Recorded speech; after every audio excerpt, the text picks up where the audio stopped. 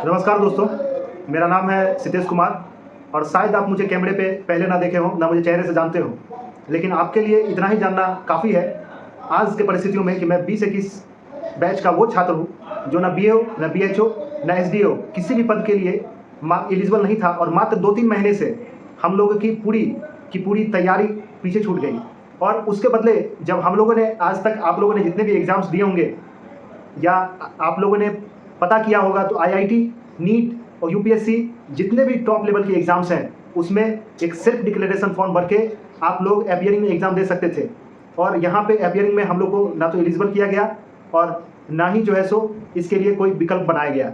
और जब हम लोगों ने इस संदर्भ में कृषि भवन पटना जाके अपनी बातों को रखा तो हम लोगों को मिला एक आश्वासन, और उस आश्वासन से पूरे बिहार के छात्र मस्त थे कि कृषि समन्वयक की पद आने वाली है, और वो भी संख्या कोई 100 या 200 नहीं बल्कि 1600 और बाद में उसे 2500 तक कहा गया।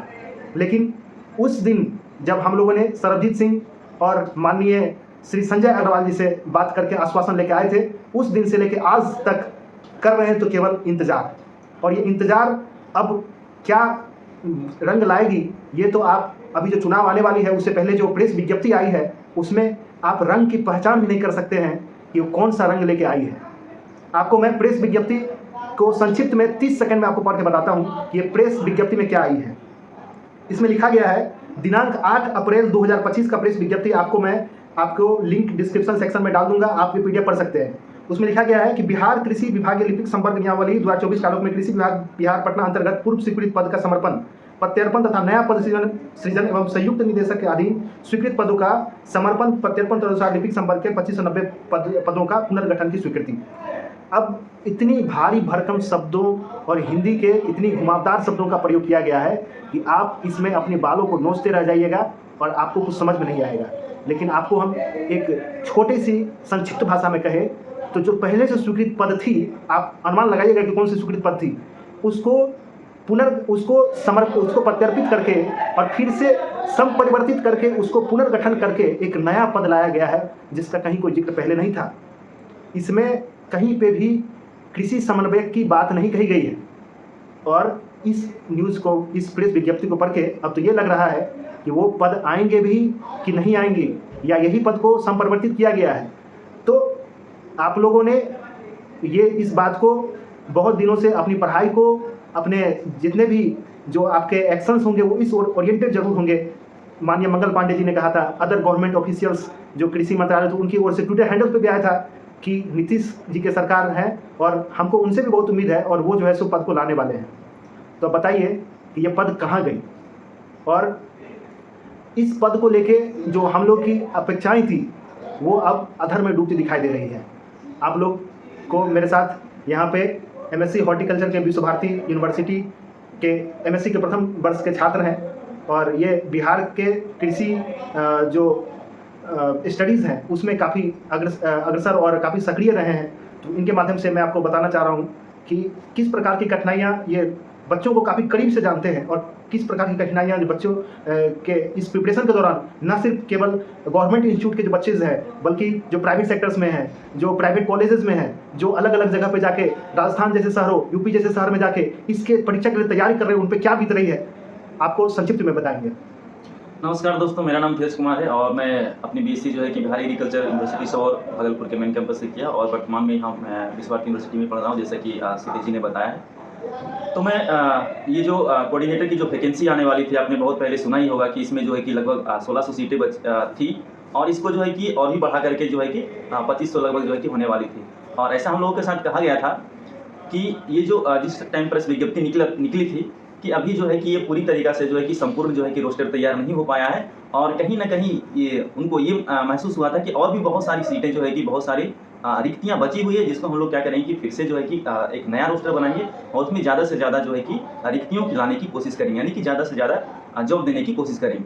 और वो मांगा गया था कि 4 दिन के अंदर, 4 दिनों के अंदर सारा रोस्टर को जो है कि तैयार होना था। और अब वो कितने 4 दिन गए, कितने 4 सप्ताह गए और कितने 4 महीना गए, ये आपको ही पता होगा। और ये जो है कि ये सर 12/2024 की ये न्यूज़ है जिसमें ये कहा गया था कि आप प्राप्त कृषि समन्वयक पर हेतु रोस्टर में प्रदर्शित त्रुटि को 3 दिनों के अंदर निराकरण कर रोस्टर प्रतिवेदन उपलब्ध कराना सुनिश्चित किया जाए। ये एक ऑफिशियल लेटर था। आप सोचिए कि 3 दिन और ये कितना 12 आप सोचिए कि 4 महीना तो ऐसे ही बीत गया। ये 3 दिन कब 4 महीना हो गया ये इस बात का पता नहीं चला। हाँ सर। और ये जो नई विज्ञप्ति जो हमारे सामने आई है उसमें घुमावदार बातों से ये लिखा गया और कहीं पे ये पता नहीं कि वो पूरी तरीके से क्लियर कट नहीं लिखा गया कि किस पद जो है कि पहले स्वीकृत थी और किसको जो है कि पुनर्निर्माण किया गया है। अब वो पहले जो है कि जैसे तो अभी देखें तो जो पहले 1600 उत्पत्ति और लगभग 2500 आने वाली थी, तो ये कहीं वो जो 2500 हम लोग के लिए आने वाली थी कहीं उसको तो कन्वर्ट करके नहीं जो है कि नया जो है कि विज्ञप्ति लाया जा रहा है। ये तो पूरी तरीका से क्या है कि हम लोग के पास पूरा क्लियर कट नहीं है। तो इसको जो है हम लोग को एकजुट होकर के ये सरकार से सवाल करना है कि इसको जो है कि कौन सा पहले जो है स्वीकृत थी और कौन सा जो है कि अभी आपने की पुनर्निर्माण किया है, ये हो गया। उसके बाद जो कि हमने बहुत सारी कठिनाइयों को झेला है। हमने जो है कि अपने पढ़ने के तरीके को मॉडिफिकेशन किया है। अपने जो लोग बहुत अच्छे इंस्टीट्यूशन में जाना चाह रहे थे वहाँ पे ना जा करके वो अपने कॉलेज में बहुत सारे लोगों ने, जैसे कि मैंने भी यहाँ पे आया, मैं तो पहले बिहार के आसपास के राज्यों को उन्होंने चूज करना ज़्यादा बेहतर समझा नौकरी को लेके। और वैसे हम लोगों ने जो है कि कॉलेजों को चूज किया जहाँ पे क्या हो कि सारी चीज़ें सुव्यवस्थित तरीके से हो, पढ़ाई भी हमारा जो है कि सही तरीके से चले और उसके बाद जो है कि हमारा जो अपना जो कोऑर्डिनेटर का जॉब जो है आने वाला है उसकी भी तैयारी हम लोगों ने क्या सुव्यवस्थित तरीके से कर सके। जैसे कि बहुत सारे छात्रों की मैं बात करूंगा तो क्या किया उन्होंने होम यूनिवर्सिटी को चूज किया। जैसे जो बिहार एग्रीकल्चर यूनिवर्सिटी में पढ़ रहे थे उन्होंने फिर उसी यूनिवर्सिटी को चूज किया ताकि जो है कि सारी चीज़ें जो है कि प्रॉपर ढंग से हो सके। और ये बात वो जानते थे कि उनके फ्यूचर के लिए अलग स्टेट की यूनिवर्सिटी को चूज करना बेहतर होगा। फिर भी उन्होंने इस नौकरी को, उस आश्वासन को ध्यान में रखते हुए, उस विश्वास को अपने अंदर समाहित करते हुए कि जो सरकार ने उनसे वायदा की है उसको पूरा जरूर करेंगी, वो यूनिवर्सिटी में रहना ज़्यादा बेहतर समझे। लेकिन आज वो अपने आप को ठगा जरूर महसूस कर रहे होंगे, जैसा कि मैं महसूस यहाँ पे अपने आप को कर रहा हूँ। और सीते जी ये लोगों को जो है कि चूज करना वो सही ही था, जिन्होंने डिसीजन लिया कि जो है कि सही जगह पे जाना चाहिए जहाँ पे पढ़ने में कोई डिस्टर्बेंस ना हो। क्योंकि यदि आप देखेंगे कि ये जो गैप पीरियड जो है जो एग्रीकल्चर में जॉब आने का वो बहुत बड़ा है। आप पीछे 10 साल चले 1998 में आपको याद दिला दें कि 1998 जब आपका जन्म भी शायद ना हुआ हो, उस समय पहले BO SDO का वैकेंसी आया था और उसके बाद से एक जनरेशन बीत गई, तब जाके BO का एक बार में ही चुनाव के लिए 1500 पदों को एक बार में ही ला दिया गया। कुल मिला के आप कहिए तो 1000 पद के आसपास थी, लेकिन मैं 1500 पदों को कह रहा हूँ। बहुत सारे BHO BO सभी को मिला के मैं बोल रहा हूँ। तो ये जो इतना जो बड़ा गैप देखने को मिलता है, तो आप सोचिए कि 1998 की जब बात करें, मतलब मान लीजिए कि 2000 अभी आप जो है कि 2025 चला, मान लीजिए कि 20 साल के बीच में कहीं भी आपको नौकरी कोई भी जो एग्रीकल्चर में देखने को नहीं मिलती है। तो ये लाजमी है कि हम जो है कि ये जो हमारे सामने जो जॉब आ रही हो उनको जाने ना दे, किसी भी तरीके से जो है कि हम लोग उसको क्या करना चाहते हैं कि पकड़ना चाहते हैं कि हमारे हाथ से ये चीज़ जो है कि फिसल ना जाए। बहुत सारे आप ऐसे लोगों को, हमारे सीनियर्स को देखेंगे जिनका जो है कि नहीं हो पाया, किन्हीं का BO में नहीं हुआ, BHO में नहीं हुआ, SDO में नहीं हुआ, तो वो लोग भी अभी बहुत दिनों से इंतजार कर रहे हैं ताकि जो है कि ये जो वैकेंसी जो आने वाली है उसमें हमारा चुनाव हो और हम भी सफल हो जाए। देखिए दोस्तों, तो इसका आप मुख्यतया जो वजह ढूंढ सकते हैं, इसमें एक वजह ये रही है कि हम लोगों ने चुप रहना सीखा है और उसके बाद हम लोगों ने एकता नहीं दिखाया। हम लोग जब गए थे तो हम लोग केवल 10 लोग थे जो कि कृषि भवन पहुंचे थे इस बात को लेके कि सर जो करंट बैचेज हैं उनको जो है सो आप एलिजिबल कीजिए। मात्र सोचिए इतने लोगों में 10 लोग ही थे। अगर आज जो कोऑर्डिनेटर की वैकेंसी, जिसका पूरा आप समझिए कि कुछ भी क्लैरिफिकेशन नहीं है और ये वैकेंसी आएगी भी कि नहीं आएगी इस बात को लेके कोई क्लैरिफिकेशन नहीं है, उस बीच में भी अगर आप लोगों ने ऐसे ही चुप्पी साधी और एकता नहीं दिखाई तो बिहार में जैसा हाल BPSC के छात्रों के साथ हुआ वैसा हाल, उससे बदतर हाल हम लोग के साथ होगा। क्योंकि हम लोगों के पास आप देखिए, इसके बगल के राज्य झारखंड जाइए, वहाँ कहते हैं कि हम किसी बाहरी को आने नहीं देंगे। आप बगल के राज्य असम में इधर जाइए, 100% डोमिसाइल है। अभी उड़ीसा के जो 3-4 एग्रीकल्चर से एग्जाम हुए हैं उसमें उड़िया लैंग्वेज अनिवार्य है। अगर आप बगल के जितने भी आप राज्य में जाइए, आपको कहीं भी नौकरी लेने के लिए बहुत स्ट्रगल करना पड़ रहा है। बहुत स्ट्रगल। मान लीजिए कि आप जो है कि आ जाइए वेस्ट बंगाल में जाइए तो आपको आप जो है कि बंगला आना चाहिए। क्या बंगला सीखना बहुत आसान है? और यहाँ से 10th का सर्टिफिकेट होना चाहिए तब बंगला का। तो या तो ये छात्र आपस में संगठित होकर एक स्वर में या तो आवाज़ उठाएं, या कृषि का जो ये बड़ा भवन आप देख रहे होंगे जहाँ पे आप होंगे, तो उस भवन को छोड़ के बाहर की दुनिया को एक बार समझने की कोशिश कीजिए। और अपने लिए अगर आप लोग आवाज़ नहीं उठाएंगे तो आपके लिए आवाज़ कौन उठाएगा? आज हम दोनों लोग अपना समय, अपना सारा जो हम लोग जो भी पढ़ाई, जो अपना एक दिशा देने की बात होती है, अपना सोचने की बात होती है, उसको छोड़ के आज अपने लिए, आप लोगों के लिए हम लोग आज यहाँ पे उपस्थित हुए हैं। तो आगे की जो रणनीति है कि हम लोग कर क्या सकते हैं, तो देखिए दोस्तों, जैसा कि आप भी एक छात्र हैं, मैं भी एक छात्र ही हूँ, और मैं कोई यहाँ पे राजनेता बनने नहीं आया हूँ, बल्कि एक दुख भरी दास्तान जो हम लोग के साथ घटित हुई है उसको बस बताने आया हूँ।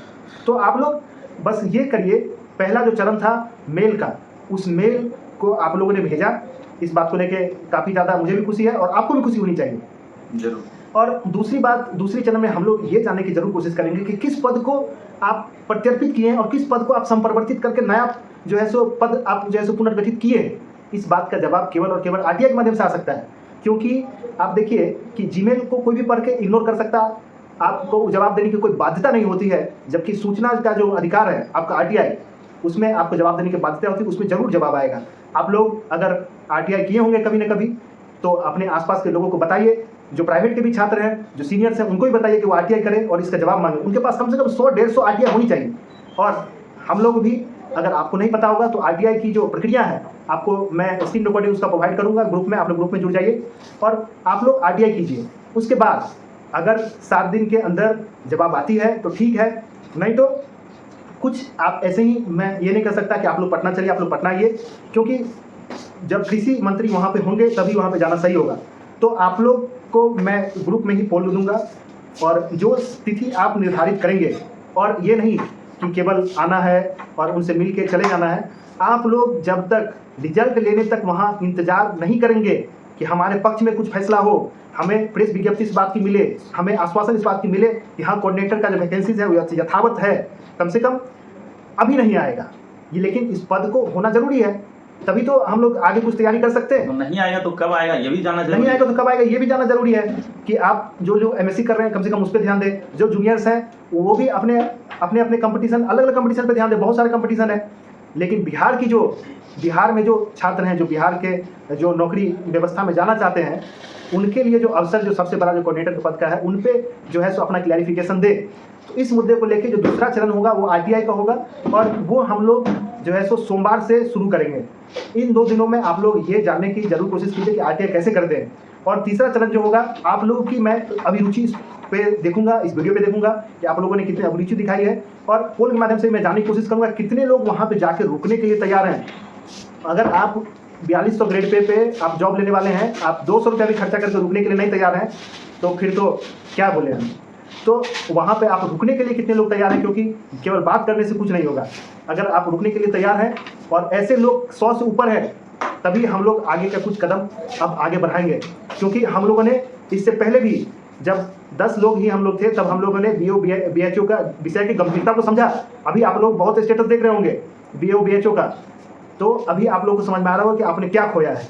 ऐसे ही अगर आपने अभी ध्यान नहीं दिया तो आपको जल्द ही समझ में आ जाएगा कि कोऑर्डिनेटर के पद को अपने आंखों के सामने आप जाते हुए देखे, मंगल पांडे सर गए, विजय सिन्हा सर आए, और इस बीच में कोऑर्डिनेटर लापता हो गया। तो ऐसे ही आप देखते रहिएगा, और आगे जो है सो प्रोसेस ऐसी बिहार में चलती रहेगी। सरकारें आएंगी जाएंगी, आपकी स्थिति बद से बदतर होती जाएगी। और एक बात तो मैं ये कहना चाहूँगा, यही सही टाइम है हम लोगों को एकजुट होने का और एकता दिखाने का, क्योंकि अभी जो है कि चुनाव आने वाली है। और आप देखे होंगे बहुत सारे दिन से आप ये महसूस किए होंगे कि सरकार जो नौकरियां भी तभी लाती है जब लोगों का क्या होता है, चुनाव आने वाला होता है। तो यही सही टाइम है कि हम लोग सरकार से रिक्वेस्ट करें कि जो है कि जितना जल्दी से जल्दी हो जाए, ये जो कोऑर्डिनेटर जो समन्वय का जो पद है वो जल्दी से जल्दी जो है कम से कम नोटिफिकेशन जारी कर दे या आश्वस्त कर दे। हम ऐसा भी नहीं चाहते कि हमारे जो जूनियर्स हैं उनको मौका ना मिले, लेकिन कम से कम आप ये तो कहिए कि वैकेंसीज जो है उनका कहाँ तक क्लैरिफिकेशन हुआ, कहाँ तक पहुंचा, हम लाएंगे नहीं लाएंगे, या इसी पद को संपरिवर्तित कर दिए, इसका क्लैरिफिकेशन दीजिए। ये होना ही चाहिए, क्योंकि जब चुनाव खत्म हो जाएगा उसके बाद आप देखते रह जाइए कहाँ गया कौन, कुछ पता नहीं चलेगा। यही सही टाइम है हम लोगों को एकजुट होने का और एकता दिखाने का, और सरकार से अपील करने का कि जो ये जो कोऑर्डिनेटर का जो हमारा जो सारा पद आने वाला था वो कहाँ है, कहाँ गया। और इन सारी चीज़ों को हम लोग जो है कि अब नेक्स्ट वीडियो में भी हम लोग बात करेंगे। और आज तक के लिए इतना ही।